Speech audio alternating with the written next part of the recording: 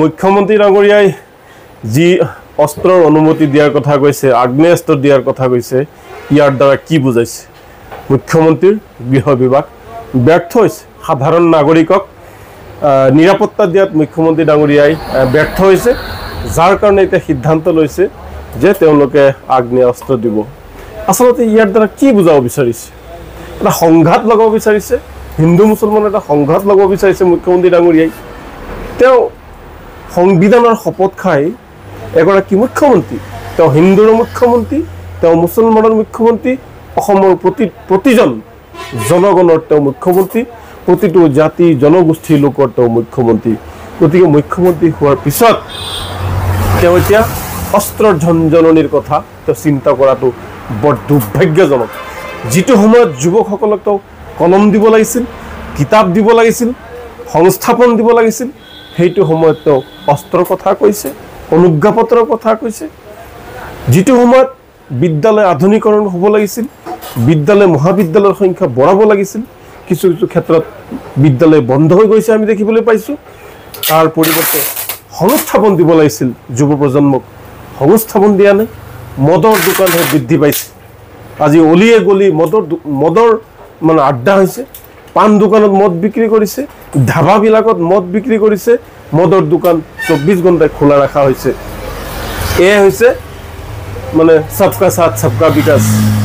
তাৰপিছত যিটো উজনি অসমৰ কথা আহিল, আমাৰ শৃংখল চলিহা ডাঙৰীয়া, চাওক শৃংখল চলিহাই হয়তো নিৰ্বাচন খেলিব, ৰাজনীতিত যোগদান কৰিব বুলি আমি জানিব পাৰিছোঁ। আৰু হয়তো তেওঁ উজনি অসমৰ মানুহখিনিক আৱেগিক কৰিব বিচাৰিছে।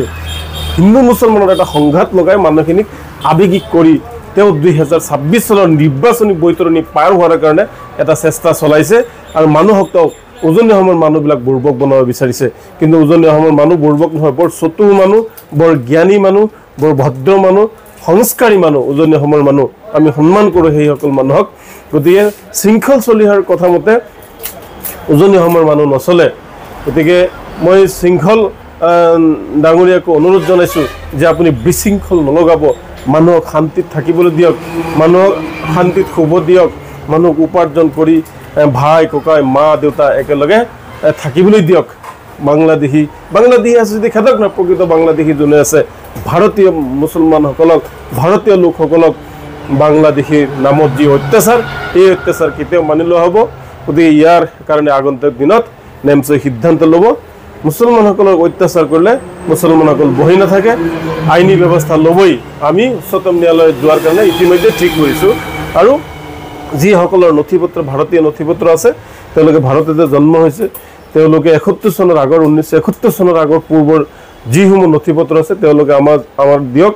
ভোটাৰ ID, পান কাৰ্ড, আধাৰ কাৰ্ড আৰু লিগেচি ডাটা ইত্যাদি NRC যিসমূহ তেওঁলোকৰ নথি পত্ৰ আছে তেওঁলোকে আমাক ফটোষ্টেট কৰি প্ৰতিলিপি আমাক দিয়ক। আমি উচ্চতম ন্যায়ালয়ত, আমি ৰাষ্ট্ৰপতিৰ কাৰ্যালয়ত, আমি মানৱ অধিকাৰ কাৰ্যালয়ত, আমি ভাৰতৰ গৃহ মন্ত্ৰালয়ত এই কাগজসমূহ আমি জমা কৰিম।